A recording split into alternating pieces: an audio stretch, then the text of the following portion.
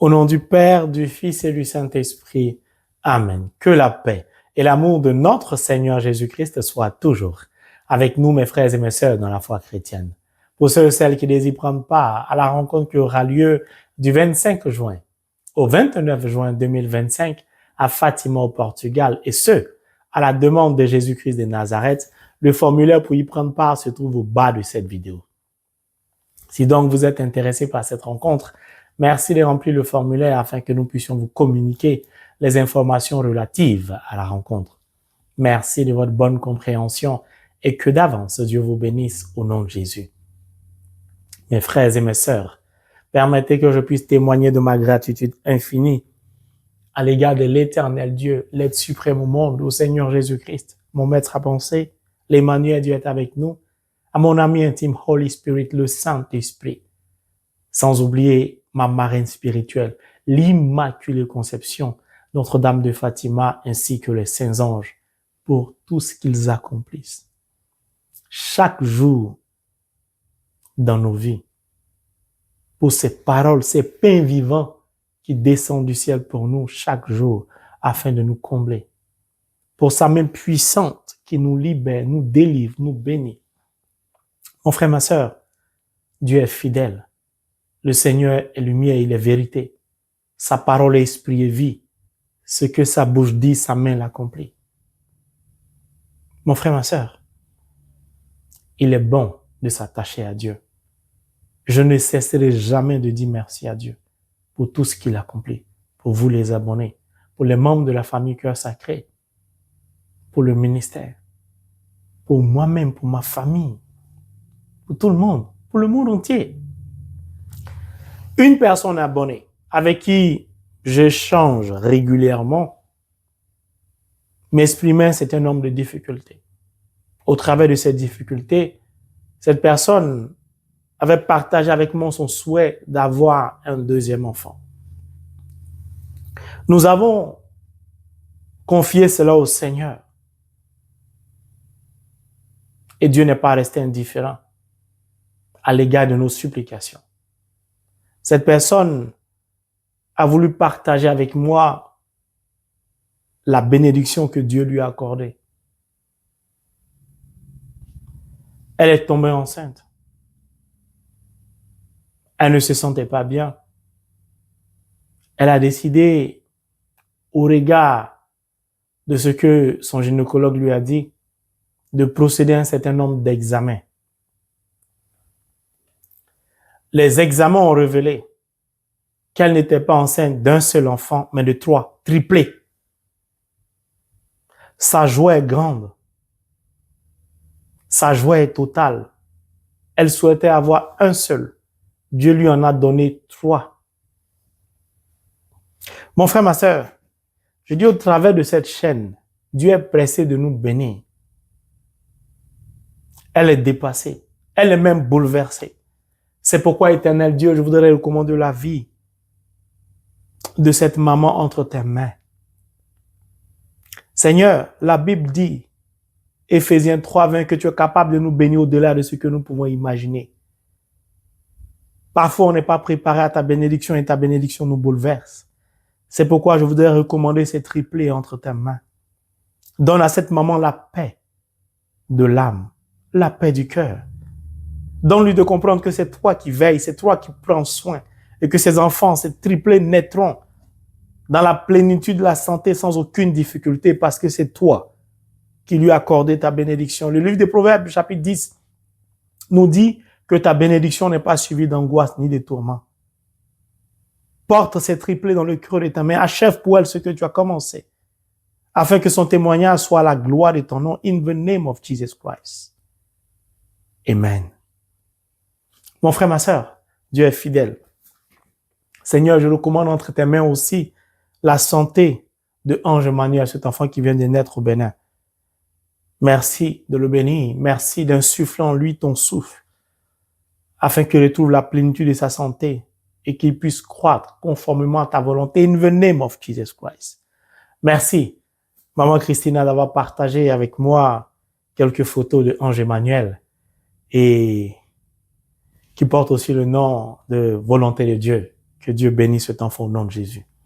Mon frère, ma sœur, nous poursuivons le partage de la parole de Dieu au travers du livre de l'Exode, chapitre 30, que notre sœur Marie-Madeleine de Jésus va nous lire.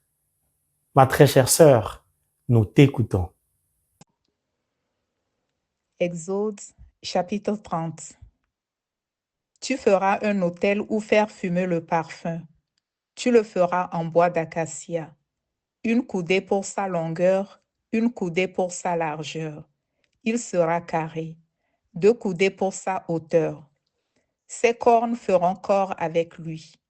Tu le plaqueras d'or pur. Le dessus, les parois, tout autour et les cornes. Et tu l'entoureras d'une moulure en or. Tu lui feras des anneaux d'or au-dessous de la moulure sur ses 2 côtés. Tu en feras sur ses 2 flancs pour loger les barres servant à le lever. Tu feras les barres en bois d'acacia et tu les plaqueras d'or. Tu le placeras devant le voile qui abrite l'arche de la charte, devant le propitiatoire qui est sur la charte, là où je te rencontrerai. Aaron y fera fumer le parfum à brûler. Matin après matin, quand il arrangera les lampes, il le fera fumer.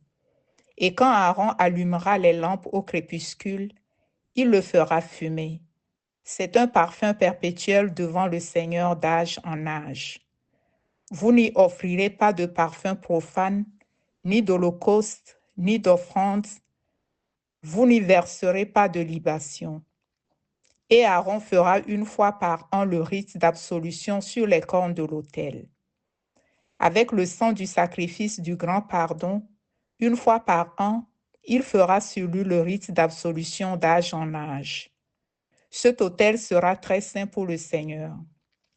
Le Seigneur adressa la parole à Moïse. Quand tu enregistreras l'ensemble des fils d'Israël soumis au recensement, chacun donnera au Seigneur la rançon de sa vie lors de son recensement. Ainsi, nul fléau ne les atteindra lors du recensement. Un demi-cycle selon le cycle du sanctuaire à 20 guéras par cycle.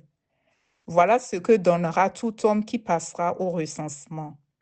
Un demi-cycle comme contribution pour le Seigneur. Tout homme qui passera au recensement depuis 20 ans et au-dessus payera la contribution du Seigneur. Pour payer la contribution du Seigneur en rançon de vos vies, les riches ne payeront pas plus et les pauvres pas moins d'un demi-cycle. Tu recevras des fils d'Israël l'argent de la rançon et tu le donneras pour le service de la tente de la rencontre. Pour les fils d'Israël, ce sera devant le Seigneur un mémorial de la rançon de vos vies. Le Seigneur adressa la parole à Moïse. Tu feras une cuve en bronze avec son support en bronze pour les ablutions. Tu la placeras entre la tente de la rencontre et l'autel, et tu y mettras de l'eau. Aaron et ses fils s'y laveront les mains et les pieds. Quand ils entreront dans la tente de la rencontre, ils se laveront à l'eau pour ne point mourir. Ou bien, quand ils approcheront de l'autel pour l'officier, pour faire fumer un mets consumé pour le Seigneur, ils se laveront les mains et les pieds pour ne point mourir. Ce sera pour eux une loi immuable, pour lui et sa descendance d'âge en âge. Le Seigneur adressa la parole à Moïse. Procure-toi aussi des aromates de première qualité, de la myrrhe flûte, 500 cycles, du cinnamon aromatique, la moitié, soit 250, du roseau aromatique, 250, de la casse, 500, en cycle du sanctuaire, avec un hin d'huile d'olive. Tu en feras l'huile d'onction sainte, mélange parfumé, travail du parfumeur. Ce sera l'huile d'onction sainte. Tu en oindras la tente de la rencontre, l'arche de la charte, la table et tous ses accessoires, le chandelier et ses accessoires, l'autel du parfum, l'autel de l'Holocauste et tous ses accessoires, la cuve et son support. Tu les consacreras et ils seront très saints. Tout ce qui y touchera sera saint. Aaron et ses fils, tu les oindras aussi, et tu les consacreras pour qu'ils exercent mon sacerdoce. Tu parleras ainsi aux fils d'Israël. Ceci est l'huile d'onction sainte. D'âge en âge, elle est pour moi. On en mettra sur le corps de personne. Vous n'imiterez pas sa recette, car elle est sacrée, et elle restera sacrée pour vous. Celui qui imitera ce mélange et en mettra sur un profane sera retranché de sa parenté. Le Seigneur dit à Moïse, procure-toi des essences parfumées, storax, ambre, galbanum parfumé, encens pur en partie égale. Tu en feras un parfum mélangé, travail du parfumeur, salé, pur, sacré. Tu en réduiras un morceau en poudre pour en mettre un peu devant la charte de la tente de la rencontre, là où je te rencontrerai. Pour vous, il sera très saint. Et ce parfum que tu feras, vous n'utiliserez pas sa recette à votre usage. Tu le tiendras pour consacrer au Seigneur. Celui qui en fera une imitation pour jouir de son odeur sera retranché de sa parenté.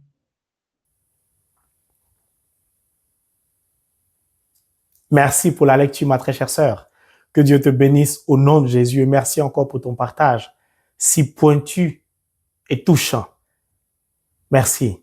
Merci de continuer ainsi. Le Saint-Esprit me dit de dire à certaines personnes qui sont en train d'écouter cet enseignement qu'il va vous donner aussi. Ne vous inquiétez pas. Des jumeaux et des triplés. Pendant que je parlais, il me disait qu'il y a certaines personnes qui s'inquiètent. Est-ce qu'elles vont bénéficier aussi de cette grâce? Mais j'ai voulu terminer ma phrase d'abord. Donc, ne vous inquiétez pas. Même si vous avez 2 enfants, vous souhaitez avoir 3, mais vous n'en avez pas voulu avoir, le temps est favorable. D'ailleurs, Jésus-Christ a donné un message à la famille Cœur Sacré de Jésus que j'ai partagé avec vous, les membres de la famille, et c'était très intéressant, très touchant. Et il a donné ce message le jour de la fête du Sacré-Cœur. Jésus nous aime beaucoup, mes frères et mes sœurs, membres de la famille Cœur Sacré. Ce n'est pas en vain que vous appartenez à cette famille. Jésus nous aime tous, de la même manière, tous les abonnés. Mais il veut faire quelque chose d'extraordinaire avec les membres de la famille Cœur Sacré de Jésus. Puis, il nous invite à faire quoi? À faire des actions de grâce, à lui dire merci, à lui faire des offrandes, à lui offrir des sacrifices. Que ceux qui ont les oreilles entendent et comprennent. Mon frère, ma sœur, le temps est favorable. Le temps est favorable, peu importe ta situation. La famille Cœur Sacré de Jésus a vu le jour à la demande de l'aide suprême au monde, sur la parole de Jésus, le Verbe qui s'est fait chair. Ce n'est pas l'œuvre du Frère Ange Marie. Non, je n'en ai pas la capacité. Seul l'Esprit de Dieu. D'ailleurs, je vous invite à faire bon accueil à la sœur Marie-Sophie qui va partager la parole de Dieu avec nous cette semaine. Merci de lui faire bon accueil. Elle a décidé aussi d'accomplir sa vocation de baptiser au travers de la mission que Dieu nous a confiée et elle se sent à l'aise dans la parole de Dieu. C'est une personne qui en silence soutient beaucoup financièrement le ministère que Dieu nous a confié. Dieu est en train de susciter ces instruments, il les touche, il les visite, il veut les élever. Je dis, le temps est favorable. Mon frère, ma sœur, si tu as un don spirituel, commence à te mettre en mouvement, le temps est favorable. Au travers de ce chapitre, je tombe toujours d'admiration devant les différents chapitres parce que chaque chapitre me donne l'impression d'être différent alors que c'est une continuité. Permettez que nous puissions orienter nos regards sur le verset 12, 15 et une partie du verset 16. Verset 12. Quand tu dénombreras les fils d'Israël pour le recensement, chacun te donnera au Seigneur le prix de la rançon pour sa vie. Ainsi, aucun fléau ne les frappera lors du recensement. Mon frère, ma soeur, pardon, marque une pause, assieds-toi un peu. C'est le verset 12. Le chiffre 12. C'est capital, ce que Dieu dit. Dieu parle de l'offrande. il lie l'offrande à un fléau ou à des fléaux. Donc, pour Dieu, on ne peut pas séparer l'offrande des fléaux, des maladies, de ce qui advient dans le monde. C'est très profond, c'est très puissant. C'est pourquoi, d'entrée de jeu, j'ai parlé du message que le Christ nous a communiqué en nous invitant à des actions de grâce, à des offrandes, à lui offrir des sacrifices d'actions de grâce. Il parle de rançon. Rançon, c'est donner quelque chose en échange de quelque chose. Point guillemets, garantie, sécuriser sa vie. Donc, Dieu nous dit directement que notre vie ne dépend plus de lui, mais de nous. Il a insufflé en nous son souffle. Il nous a donné la vie après nous avoir créés. C'est à nous de maintenir de par le niveau de consécration de notre vie, le niveau de sainteté de notre vie, notre souffle, c'est-à-dire le souffle de Dieu. Et Dieu nous invite à une offrande. Cette offrande a une importance capitale parce qu'elle contribue à renouveler en nous notre souffle de vie. Elle nous permet d'être à l'abri, ce n'est pas moi qui le dis, ainsi aucun fléau ne les frappera lors du recensement. Donc les enfants de Dieu qu'il recense, aucun fléau ne va les toucher si et seulement si ces enfants lui sont reconnaissants au travers de l'offrande, au travers de l'aumône, au travers de la dîme, au travers du don de sa vie. Parce que les gens pensent que l'offrande, c'est seulement l'argent, c'est seulement le matériel. Non. Je peux décider d'offrir ma vie à Dieu, c'est une offrande. Aaron et ses enfants se sont offerts à Dieu. Dieu les a mis à part.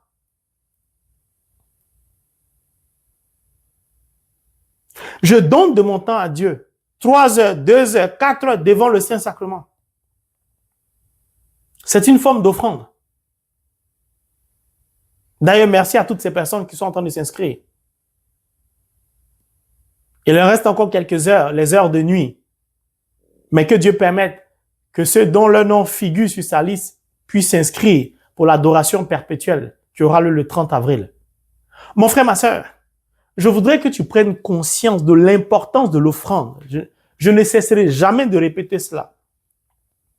La vie spirituelle repose sur 2 fondements indissociables. La lecture de la parole de Dieu, l'écoute de la parole de Dieu, la conformité de sa vie à la parole de Dieu, la réalisation de la parole de Dieu, qui nous indique le chemin de l'offrande. Le premier livre de Holy Bible, the Word of God, de la Bible, le livre de la Genèse, commence par et parle de l'offrande qui a dégénéré, qui a basculé dans l'obscurité par la mort d'Abel. Dès le premier livre, le diable s'est acharné à obscurcir l'offrande. C'est pourquoi beaucoup de chrétiens sont systématiquement opposés à l'offrande. C'est comme on verse de l'acide quand on parle de l'offrande. Je ne nie pas les dérives de certains serviteurs de Dieu. Tout le monde. Mais cela n'empêche que c'est une réalité spirituelle à laquelle nous devons faire face, puis réaliser. Ce n'est pas moi qui le dis. Moi, j'aime quand la parole de Dieu est claire. Chacun te donnera au Seigneur le prix de la rançon pour sa vie. Pourquoi Dieu lie l'offrande à la vie? Aux fléaux, c'est-à-dire aux maladies, aux drames, aux incendies, aux catastrophes naturelles.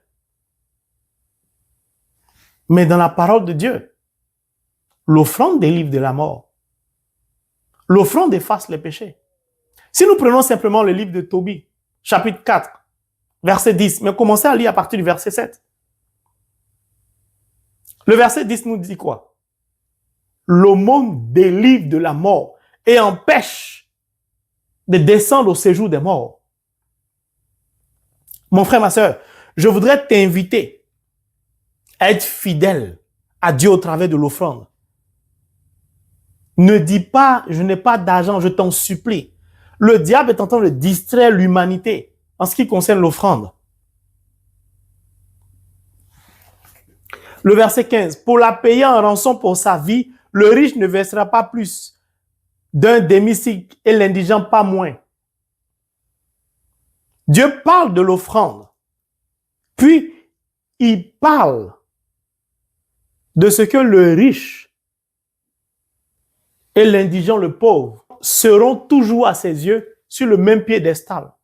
Ça veut dire quoi? Dieu ne fait point exception de personne. Dieu ne privilégie personne. Ça doit nous emmener à réfléchir. Il dit que tu sois riche ou pauvre. Ce qu'il a imposé, entre guillemets, ce qu'il a demandé de faire, c'est de payer un demi-cycle, point. Riche ou pauvre, demi-cycle. Beaucoup de chrétiens regardent la vie de certaines personnes, de certains païens qui prospèrent et s'étonnent pourquoi eux ne prospèrent pas. La vie spirituelle ne fonctionne pas comme ça. Le prophète Jérémie nous rappelle cela. Mon frère, ma soeur, Dieu ne fait point exception de personne. Que ton voisin soit un baptisé riche, que toi tu sois un baptisé moyen ou indigent, tu dois payer la même chose. Dieu ne sait pas privilégier quelqu'un.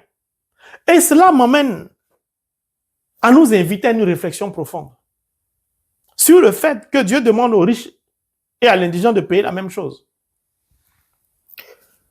Mon frère, ma soeur, qui consacre Aaron? Qui consacre les fils d'Aaron? Qui rend Aaron prêtre? C'est Dieu. Qui rend les fils d'Aaron prêtres? C'est Dieu. Qui les a mis à part? C'est Dieu. Qui les a choisis? C'est Dieu. Au travers des mains de qui? Du prophète Moïse. Le premier prophète du judaïsme. Moïse, était-il un prêtre? Non. Était-il un bishop? Non. Était-il un cardinal? Non. Était-il un pape? Non. Et pourtant, Dieu l'a choisi. C'est au travers des mains de Moïse que Dieu a consacré Aaron et a fait de lui et de ses enfants un prêtre. Ça doit nous emmener à une réflexion profonde. Pourquoi Dieu fait cela? Parce que Dieu ne fait point exception de personne. Il ne privilégie personne. Dieu fait ça pour ne pas que Aaron et ses enfants, prêtres qu'ils sont, consacrés, mis à part, soient imbus de leur personne, soient orgueilleux. Je vais ramener ça à notre vie d'aujourd'hui. Dieu dit ainsi aux prêtres, aux pasteurs, aux bergers, aux bergers, ce n'est pas parce que tu es prêtre, ce n'est pas parce que je t'appelais à être prêtre, à être cardinal, bishop, évêque, pape, ce n'est pas parce que je t'appelais à être pasteur que tu vas mépriser le laïc, le baptisé.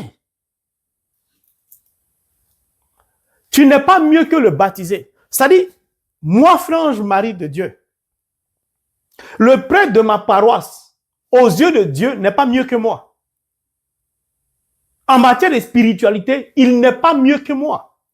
Pourquoi? Parce que lui, avant d'être prêtre, le pasteur, avant d'être pasteur, a d'abord été baptisé. Je suis baptisé. Puis, c'est un appel de Dieu. Dieu l'appelait à exercer son sacerdoce. Mais laïc que je suis, Dieu m'a aussi appelé à exercer une vocation. Cette vocation vient de qui? De Dieu. Dieu indique ainsi aux prêtres, aux instruments de Dieu, que vous ne devez pas cracher sur les laïcs, mépriser les laïcs, parce qu'au travers des laïcs, je peux vous-même vous élever spirituellement, vous donner des conseils, vous parler. C'est pourquoi j'aime la parole de Dieu. Dieu met ainsi chacun à sa place. Le père Émilien Tardif a écrit un livre. Jésus a fait de moi un témoin. Il a commencé son livre par ça. Prêtre qui il était, des laïcs, comme le frère Marie avec un groupe de prière, sont venus le voir parce qu'il était malade pour prier pour lui. Il les a méprisés. Il les a banalisés. Et pourtant, c'était des oints de Dieu. Des instruments de Dieu au travers desquels Dieu va guérir le prêtre. C'est le prêtre lui-même, Émilien Tardif, qui rend son témoignage. Dieu lui a fait vivre ce verset-là. C'est pas parce que tu es riche, ou c'est pas parce que tu es pauvre. Tu as dit oui, mais pourquoi le riche ne paye pas plus? Dieu est un Dieu de justice. Est-ce que nous connaissons notre Dieu? Notre Père est un Père de justice.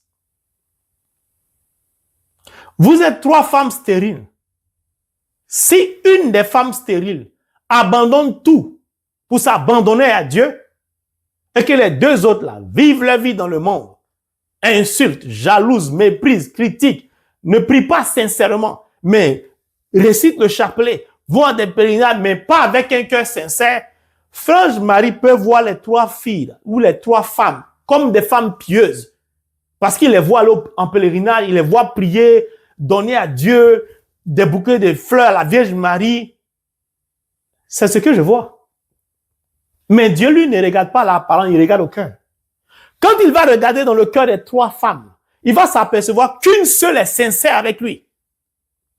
Il va bénir cette femme qui est sincère. Et ça va susciter sur la paroisse, dans le ministère, dans la famille, dans le groupe, je ne sais pas, quelques inquiétudes. Mais pourquoi Dieu l'a bénie seule? Nous, on ne comprend pas qu'est-ce qu'elle a fait. Ou bien pourquoi Dieu ne nous bénit pas, il nous a oubliés. Dieu ne fait point exception de personne. Il est fidèle à l'égard de sa parole. Tu t'attaches à sa parole, tu es fidèle à sa parole. Tu marches conformément à sa parole, il te bénit. Puis, tu dois comprendre que le temps lui appartient. La première à qui il a donné un enfant, peut-être cet enfant-là va accomplir quelque chose pour Dieu. Dans un certain nombre d'années, le temps est arrivé pour qu'ils viennent sur cette terre. Peut-être pour toi, tes enfants, Dieu veut faire quelque chose avec eux. À un autre moment, le temps n'est pas encore arrivé. Nous devons apprendre à être patients avec Dieu. Nous devons apprendre. Au lieu de nous plaindre ou de murmurer, comme Dieu le révèle souvent, au lieu de passer notre temps à nous inquiéter, pourquoi nous ne faisons pas ou nous ne concentrons pas notre énergie à lire la parole de Dieu, à écouter la parole de Dieu, à observer la parole de Dieu?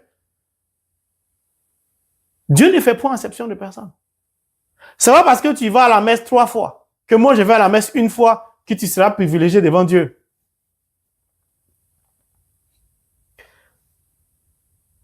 Tu chasses ton mari parce qu'il souffre d'azospermie et tu vas communier. Tu communies pour toi-même, pas pour Dieu. Parce que Dieu ne lui méprise pas les gens qui sont malades. Parce qu'il n'a jamais créé un être humain malade. Tu insultes ton mari. Tu méprises ton mari. Tu vilipends ton mari. Tu salis son nom parce qu'il t'a trompé. Puis tu atteins un enfant de ce monsieur. Tu veux que Dieu te l'accorde comment? Ce que Dieu attend de nous, quand nous sommes frappés d'azospermie, quand nous sommes frappés d'endométriose, quand nous souffrons de stérilité, c'est notre humilité et notre attachement à sa personne. C'est ce que Dieu attend de nous. Regardez Anne. Elle partait au temple de Silo. Elle s'était penchée devant son Dieu. Dieu lui a accordé Samuel.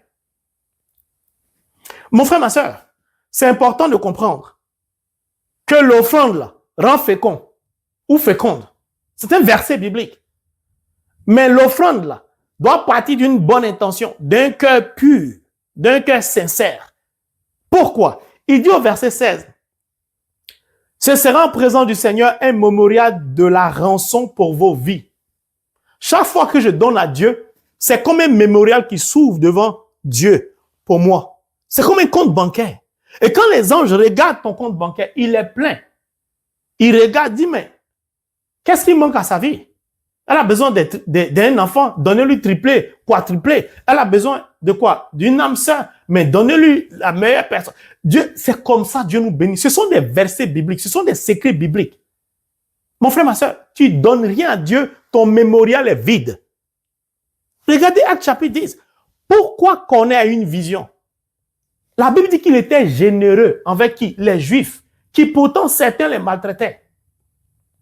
La bonté de Corneille, sa générosité a déclenché dans le ciel un processus d'élévation spirituelle pour lui, qui lui a donné de vivre et de posséder, mais ce qu'il ne pouvait pas imaginer posséder.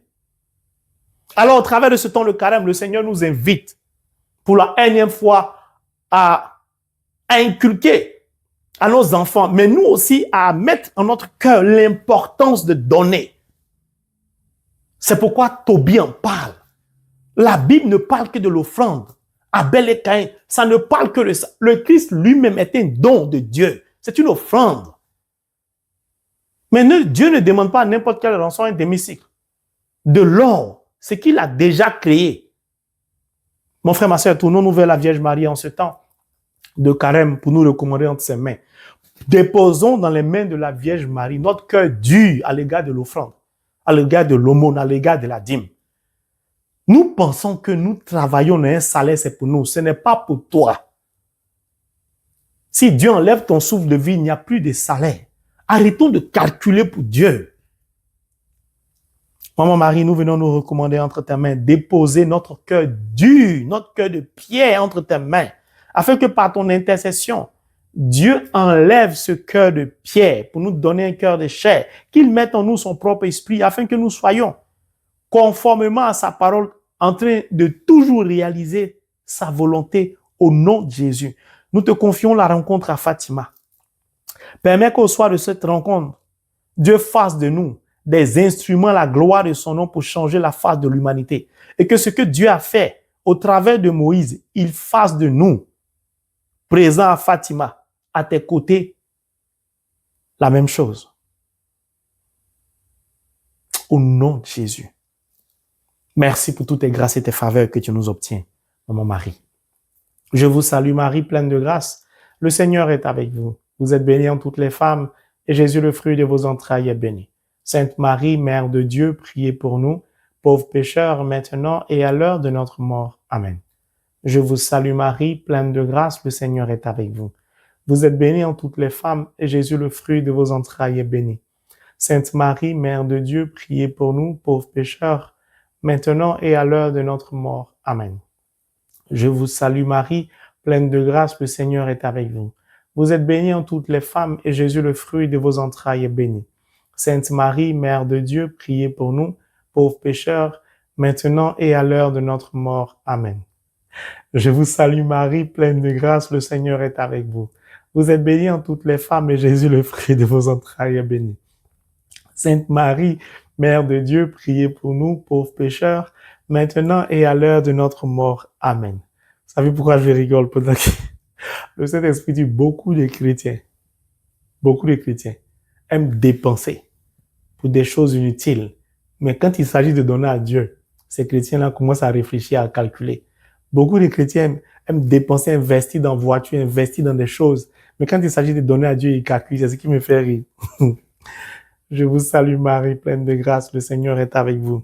Vous êtes bénie en toutes les femmes, et Jésus, le fruit de vos entrailles, est béni. Sainte Marie, Mère de Dieu, priez pour nous, pauvres pécheurs, maintenant et à l'heure de notre mort. Amen. Le Saint-Esprit dit, vous planifiez des voyages pour aller sur des bateaux de croisière dans des pays. Mais quand il s'agit de donner à Dieu, vous estimez que vous avez des crédits, vous avez des dettes.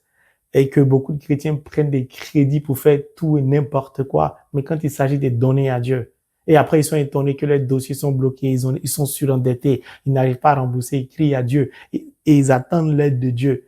Et vous voulez que Dieu fasse quoi? Si vous l'avez méprisé, oubliez. Merci Saint-Esprit. Je vous salue Marie, pleine de grâce, le Seigneur est avec vous. Vous êtes bénie en toutes les femmes, et Jésus, le fruit de vos entrailles, est béni. Sainte Marie, Mère de Dieu, priez pour nous, pauvres pécheurs, maintenant et à l'heure de notre mort. Amen. Je vous salue Marie, pleine de grâce, le Seigneur est avec vous. Vous êtes bénie en toutes les femmes, et Jésus, le fruit de vos entrailles, est béni. Sainte Marie, Mère de Dieu, priez pour nous, pauvres pécheurs, maintenant et à l'heure de notre mort. Amen. Je vous salue Marie, pleine de grâce, le Seigneur est avec vous. Vous êtes bénie en toutes les femmes, et Jésus, le fruit de vos entrailles, est béni. Sainte Marie, Mère de Dieu, priez pour nous, pauvres pécheurs, maintenant et à l'heure de notre mort. Amen.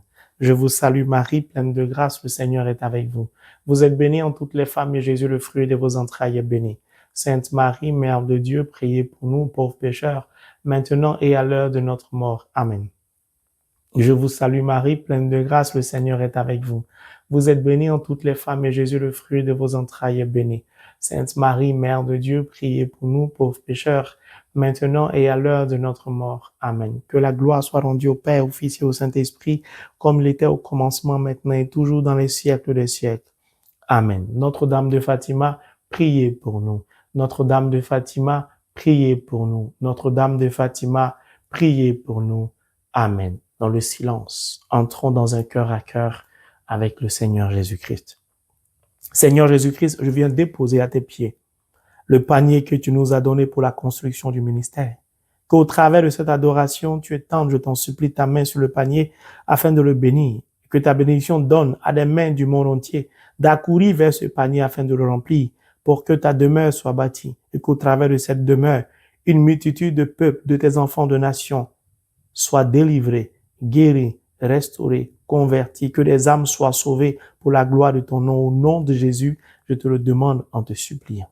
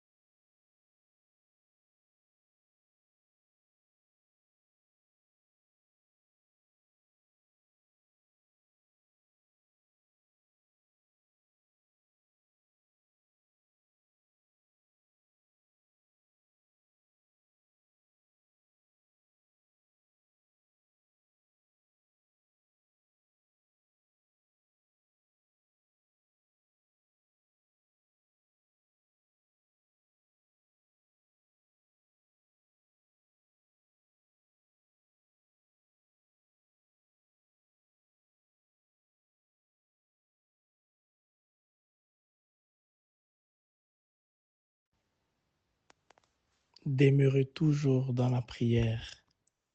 Merci Jésus. Merci Saint-Esprit. Gloire à toi Père.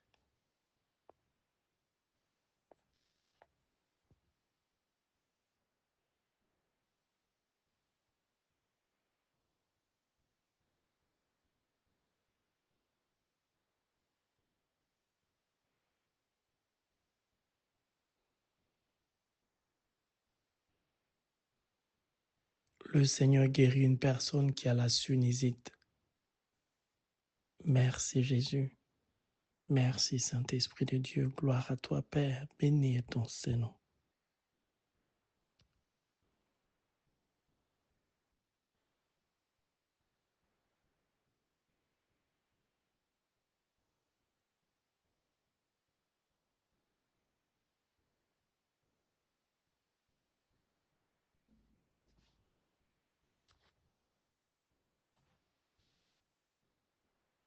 Il y a une personne à qui les médecins ont dit que ton cœur a trop grossi.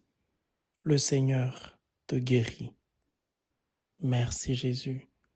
Merci Saint-Esprit de Dieu. Béni est ton Saint-Nom éternel Dieu. Gloire à toi Père.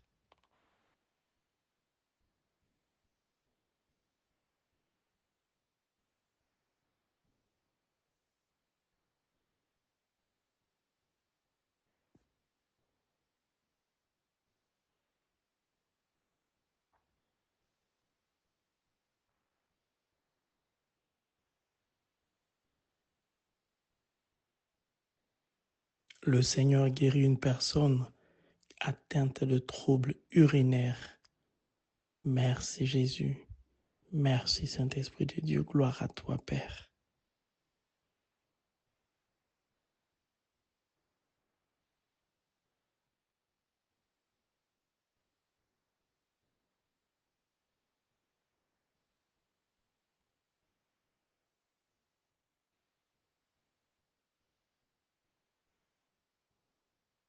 Le Seigneur guérit une personne qui a le zona. Béni est ton Saint-Nom éternel Dieu. Merci Seigneur Jésus. Merci Saint-Esprit de Dieu.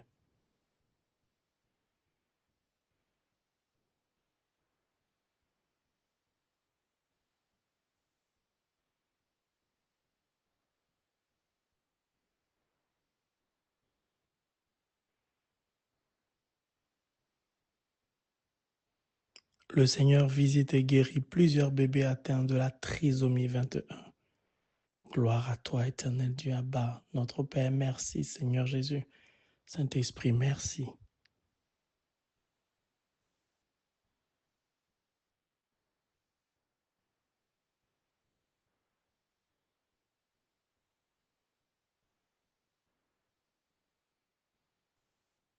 Le Seigneur visite ton enfant autiste. Béni est ton Saint-Nom, éternel Dieu. Merci, Seigneur Jésus. Merci, Saint-Esprit de Dieu.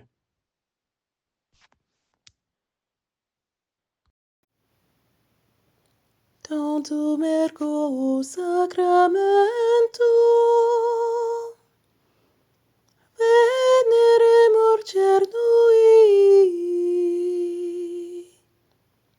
et antiquum documentum nova cerat ritui